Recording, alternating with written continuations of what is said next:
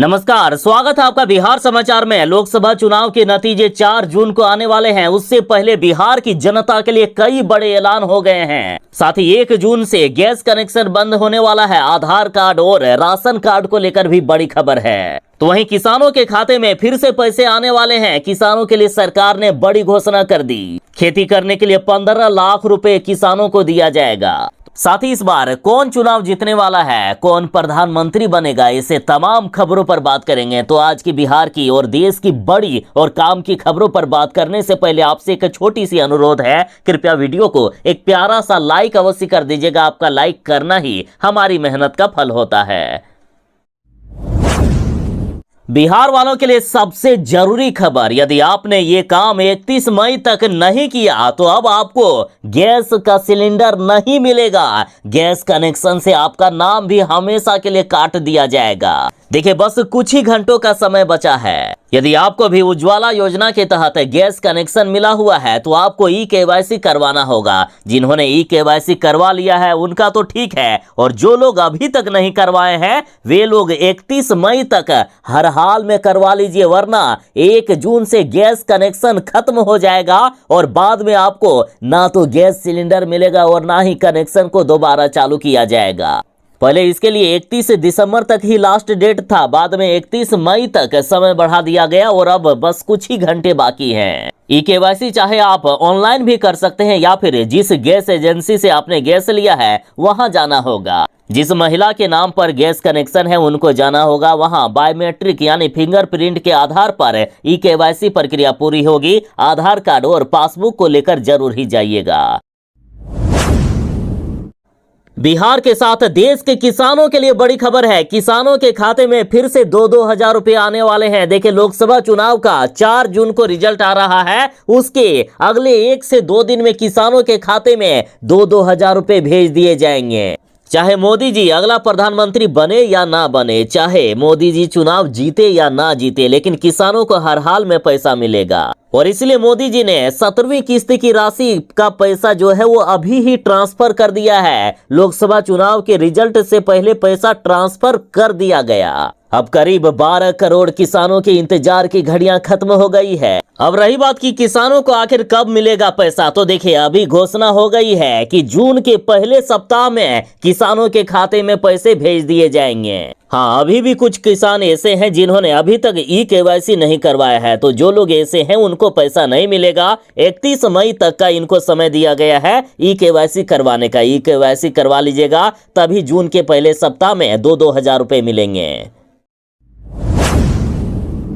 शिक्षा विभाग के अपर मुख्य सचिव के पाठक ने अनोखा आदेश दिया है कि अब बिना एडमिशन लिए 11वीं की क्लास कर सकेंगे स्टूडेंट, जिससे टीचर भी हैरान हो गए हैं। शिक्षा विभाग के इस निर्देश के बाद स्कूलों और कॉलेजों में खलबली सी मच गई है। आप भी सुनकर हैरान हो जाओगे। देखिए, राज्य में इंटर की वार्षिक परीक्षा फरवरी के पहले सप्ताह में और दूसरे सप्ताह में मैट्रिक की वार्षिक परीक्षा आयोजित की गई है, जिसका परिणाम भी घोषित हो चुका है। परंतु इंटर में नामांकन नहीं होने के कारण कई महीने बीत जाने के बावजूद सड़क पर बच्चे भटक रहे हैं। और अब शिक्षा विभाग ने ये निर्देश जारी कर दिया कि नामांकन प्रक्रिया बाद में पूरी की जाएगी। पहले जिन विद्यार्थियों ने जिस विद्यालय से मैट्रिक की वार्षिक परीक्षा उत्तीर्ण की है वह 11वीं की कक्षा बिना नामांकन के ही वहां से प्रारंभ कर सकते हैं। सबसे बड़ी बात तो यह है कि जब बिहार विद्यालय परीक्षा समिति ने विज्ञप्ति जारी करते हुए 30 मई से 8 जून तक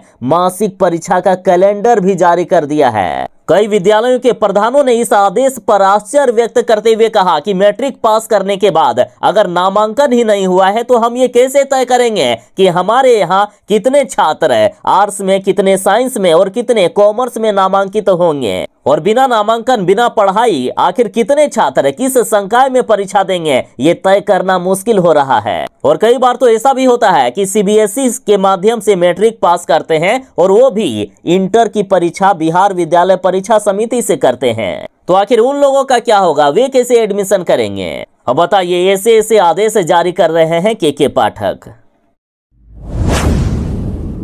लोकसभा चुनाव के रिजल्ट से पहले प्रधानमंत्री नरेंद्र मोदी जी ने किसानों को बड़ी सौगात दे दी है। किसानों को बिजनेस सेटअप के लिए अब 15 लाख रुपया करके देगी सरकार। और इसके लिए प्रधानमंत्री मोदी जी ने पीएम एफपीओ योजना की शुरुआत कर दिए हैं। दरअसल किसानों को आत्मनिर्भर बनाने के लिए इस योजना की शुरुआत की गई है। सरकार इस योजना के तहत 11 किसानों के समूह यानी फार्मर प्रोड्यूसर ऑर्गेनाइजेशन यानी एफपीओ को खेती किसानी संबंधित तमाम बिजनेस सेटअप करने के लिए 15-15 लाख रुपए देगी। तो आखिर कैसे मिलेगा लाभ? तो देखिए, किसानों को इस योजना का लाभ लेने के लिए एक संगठन बनाना होगा यानी फार्मर प्रोड्यूसर ऑर्गेनाइजेशन एफपीओ बनाना होगा। किसानों के द्वारा बनाए गए इस संगठन में कम से कम 11 लोगों का होना अनिवार्य है। यानी 11 किसानों के समूह को 15 लाख रुपए बिजनेस करने के लिए दिए जाएंगे, खेती करने के लिए दिए जाएंगे। संगठन बनने के बाद इस योजना के लिए आपको आवेदन करना होगा। एफपीओ योजना में आवेदन करने के लिए आपको राष्ट्रीय कृषि बाजार की आधिकारिक वेबसाइट है www.enam यानी enam.gov.in पर जाना होगा। इसके बाद रजिस्ट्रेशन कीजिएगा, फिर लॉगिन करके सभी जरूरी जानकारी दर्ज कर दीजिएगा। आपका फॉर्म सबमिट हो जाएगा आसानी से। बिहार में बारिश की शुरुआत हो चुकी है। पटना में रेमल तूफान को लेकर आईएमडी ने जारी कर दिया है खतरनाक अलर्ट। बिहार के अधिकांश जिलों में मूसलाधार बारिश हो सकती है। कई जिलों में तेज बारिश को लेकर ऑरेंज अलर्ट तक जारी कर दिया गया है। देखिए, चक्रवाती तूफान रेमल बीते रात बांग्लादेश व पश्चिम बंगाल के समुद्री तटों से टकरा गया है। साथ ही इन इलाकों में तेज हवाओं के साथ भारी बारिश भी शुरू हो गई है। ऐसे में अब मौसम विभाग ने अलर्ट जारी किया है कि बिहार में भी रेमल का असर देखने को मिलेगा। साथ ही बिहार के अधिकांश जिलों में 30 से 40 किलोमीटर की रफ्तार से हवाएं चल सकती है। मौसम विभाग ने कहा है कि आज बिहार के सुपौल, अररिया, किशनगंज, सहरसा, मधेपुरा, पूर्णिया, कटिहार, खगड़िया, भागलपुर, मुंगेर, बांका और जमुई में बारिश होने की संभावना है। साथ ही बिजली चमकने और तेज गति से हवा चलने को लेकर भी अलर्ट जारी किया गया है। तो वहीं मौसम विभाग ने कहा है कि बिहार में मूसलाधार बारिश की भी शुरुआत हो सकती है। प्रधानमंत्री नरेंद्र मोदी जी लगातार ये आरोप लगा रहे हैं कि इंडिया गठबंधन वाले मुसलमानों को दे रहे हैं ओबीसी का आरक्षण। तो अब तेजस्वी यादव ने मोदी जी का भंडाफोड़ कर दिया है। तेजस्वी यादव बोले कि मुस्लिम आरक्षण देखिए किस तरह से मोदी जी ने देने का काम किया। गुजरात की ओबीसी लिस्ट में शामिल मुस्लिम जातियों की लिस्ट दिखा दिए हैं तेजस्वी यादव ने। पूरे सबूत के साथ तेजस्वी यादव ने मोदी जी से सवाल पूछा। देखिए, तेजस्वी यादव ने गुजरात की ओबीसी लिस्ट में शामिल 25 मुसलमान जातियों की लिस्ट पोस्ट करके कहा है कि संविधान में आरक्षण का आधार धर्म नहीं बल्कि सामाजिक पिछड़ापन होना चाहिए। तेजस्वी यादव ने पीएम मोदी के साथ साथ इन गोदी मीडिया पर भी सवाल उठाया है और उन पर भ्रम फैलाने का आरोप लगाया है। तेजस्वी यादव के द्वारा शेयर किया गया जरा ये लिस्ट देखें कि किस तरह से इन मुस्लिम जातियों को भी ओबीसी का आरक्षण दे दिया गया। तेजस्वी यादव बोले कि ये मुस्लिम ओबीसी जातियों की केंद्रीय सूची है जिसे गुजरात में पिछड़े वर्ग में आरक्षण मिलता है। हाँ, उसी गुजरात में जहां नरेंद्र मोदी जी 13 वर्षों तक सीएम रहे हैं। तो इधर रिट्वीट में यूथ अगेंस्ट हेट ने ट्वीट किया जिसमें से देखे कहा गया है कि लालू के बिहार में ओबीसी का आरक्षण 43% है, तमिलनाडु में ओबीसी का आरक्षण 50% है, लेकिन मोदी के छत्तीसगढ़ और मध्य प्रदेश में ओबीसी का आरक्षण मात्र 14% है। ओबीसी विरोधी ये भाजपा है। बिहार वालों को भी मिलेगा अब फ्री में बिजली। देखिए, फिलहाल दिल्ली के बाद अब इस राज्य ने भी फ्री में बिजली देने का ऐलान कर दिया है। देखिए, ओडिशा के मुख्यमंत्री नवीन पटनायक ने राज्य में मुफ्त बिजली देने का ऐलान किया। इन्होंने कहा कि जुलाई के महीने से ओडिशा में किसी को भी बिजली का बिल नहीं देना होगा। इन्होंने कहा है कि यदि फिर से इनकी सरकार बनती है तो लोगों को 100 यूनिट तक बिजली फ्री में दिया जाएगा। तो इधर इंडिया गठबंधन के हर एक नेता कह रहे हैं, तेजस्वी यादव ने भी घोषणा की है कि इंडिया गठबंधन की सरकार बनी तो देश में 200 यूनिट बिजली हर किसी को फ्री में मिलेगा। यानी इंडिया गठबंधन की सरकार यदि बनती है तो बिहार वालों को भी 200 यूनिट बिजली फ्री में मिलने वाला है। लालू प्रसाद यादव ने बड़ी घोषणा कर दी है कि यदि इस बार इंडिया गठबंधन की सरकार बनती है, 4 जून को यदि इंडिया गठबंधन की सरकार बन जाती है तो बिहार में शराबबंदी को भी खत्म किया जा सकता है, लेकिन उसके पहले बिहार में ताड़ी को चालू करवा दिया जाएगा। देखिए, लालू यादव ने खुले मंच से पासी समाज का नाम लेकर कहा है कि अगर उनकी सरकार बनी तो इस समाज की सारी परेशानियों को दूर कर देंगे। लालू प्रसाद यादव ने खुलकर कह दिया है कि वे ताड़ी को चालू करवा देंगे। साथ ही लालू प्रसाद यादव हमेशा शराबबंदी के खिलाफ ही रहते हैं। मुख्यमंत्री जी को भी उन्होंने कई बार सलाह दी है कि बिहार में शराबबंदी को कभी भी सफल रूप से लागू नहीं किया जा सकता है, इसे खत्म कर देने में ही भलाई है। और कई संकेत भी मिल रहे हैं कि बिहार में शराबबंदी को भी खत्म किया जा सकता है।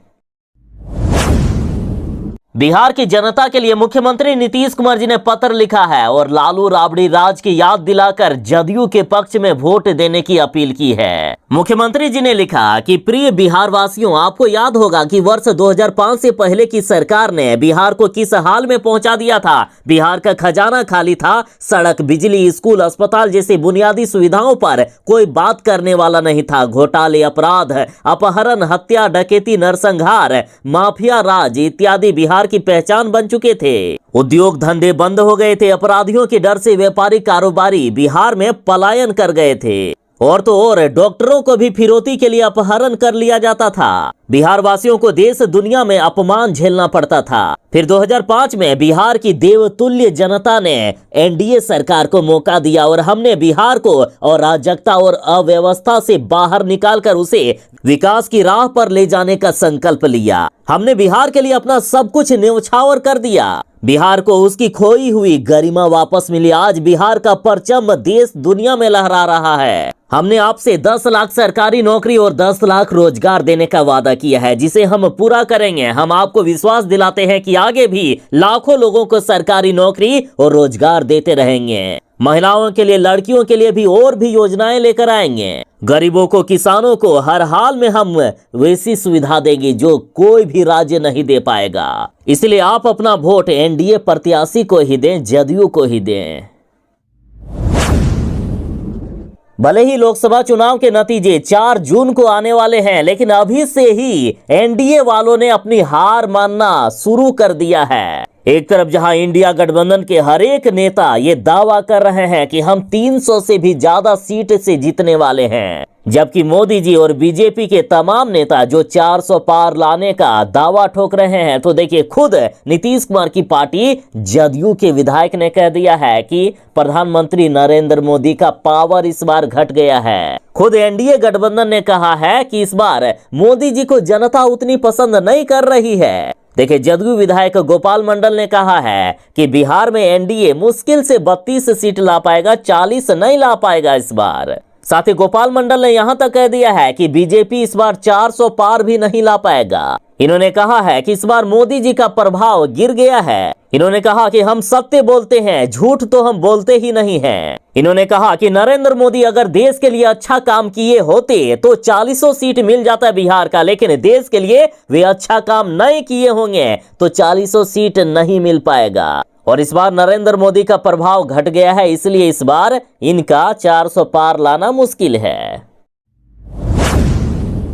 बीजेपी ने लालू तेजस्वी पर हमला बोलते हुए कहा है कि जिस तरह से पाकिस्तान को हमने ठंडा कर दिया, उसी तरह से बिहार में इन लोगों को ठंडा करने की जरूरत है। देखिए, बीजेपी नेता सम्राट चौधरी ने तेजस्वी यादव पर कहा है कि एक गरीब के बेटे ने हेलीकॉप्टर में बैठकर सावन के महीने में मछली खाया, जिसका उसे भगवान का श्राप लगा है। मछली का कांटा ऐसा पेट में जाकर अटका कि 34 साल का युवा तेजस्वी आज व्हील चेयर पर आ गया है। इन्होंने तेजस्वी यादव का बिना नाम लिए बगैर कहा कि जो चोर होते हैं वही सीना जोरी से बात करते हैं। भारत के प्रधानमंत्री ने पाकिस्तान जैसे देश को ठंडा कर दिया है, ऐसे में यहाँ भी कुछ लोग हैं जिनको ठंडा करने की जरूरत है। इन्होंने कहा कि चाहे जमीन माफिया हो या जमीन घोटालेबाज, किसी को भी हम छोड़ेंगे नहीं। ये अंजाम भुगतने के लिए तैयार रहें। बिहार वालों के लिए बड़ी खबर है। चुनाव आयोग ने जारी किया है इलेक्शन मित्र ऐप। पोलिंग बूथ समेत कई चीजों की आपको यहां जानकारी मिलेगी।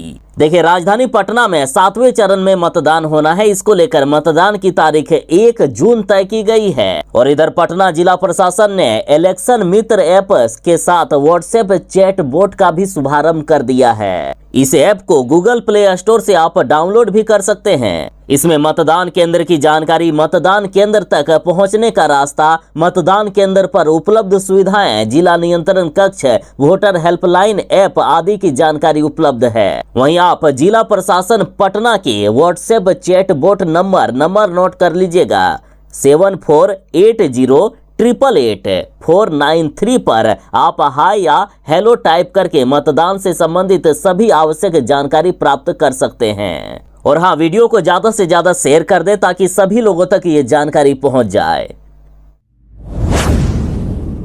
बीजेपी ने कहा है कि राहुल गांधी भ्रष्टाचारियों के सरदार हैं। सम्राट चौधरी बोले कि अंग्रेजों की तरह कांग्रेस ने भी देश को वर्षों तक लूटा है। बीजेपी ने कहा कि अंग्रेजों से भी बड़े लुटेरे हैं ये कांग्रेस वाले। सम्राट चौधरी बोले कि यहाँ लालू प्रसाद का परिवार जिस तरह से शोर मचा रहा है, उससे ये स्पष्ट झलक रहा है कि ये सारे लोग भ्रष्टाचारी हैं और भ्रष्टाचारियों के सरदार दिल्ली से बिहार आ रहे हैं, जिनके नेतृत्व में पूरे देश में भ्रष्टाचार हो रहा है। कांग्रेस पार्टी ने पिछले 15 वर्षों में इस देश को केवल और केवल लूटने का काम किया है। जिस तरह से अंग्रेजों ने लूटा, उसी तरह से कांग्रेस ने 55 वर्षों तक देश को लूटने का काम किया है।